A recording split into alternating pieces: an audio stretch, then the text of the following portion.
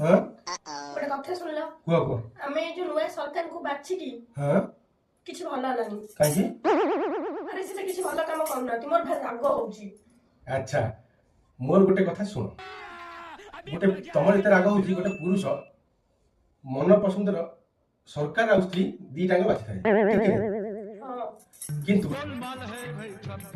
ଯେତେବେଳେ ବାଛିଲା ପରେ ନା ସରକାର ସେ ଲୋକଙ୍କ କଥା ଶୁଣନ୍ତି ନା ତା ସ୍ତ୍ରୀ ଲୋକଙ୍କ କଥା ତା କଥା ଶୁଣନ୍ତି।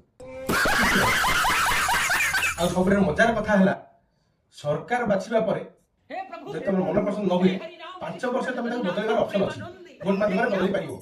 କିନ୍ତୁ ଥରେ ସ୍ତ୍ରୀ ବାଛିଲେ ମନ ପସନ୍ଦ ନହେଲେ ତାକୁ 5 ବର୍ଷରେ ବଦଳାଇ ଅଛି କି କୌଣସି ଅପସନ? ତାକୁ ଚିନ୍ତା କର ସେ ପୁରୁଷ ମନରେ କେତେ ଦୁଃଖ ହଉଥିବ। ସାଙ୍ଗମାନେ ମତାମତ ଏ କଥା ଉପରେ ନିଶ୍ଚୟ ଦେବେ। ରହିଲି, ନମସ୍କାର, ଜୟ ଜଗନ୍ନାଥ।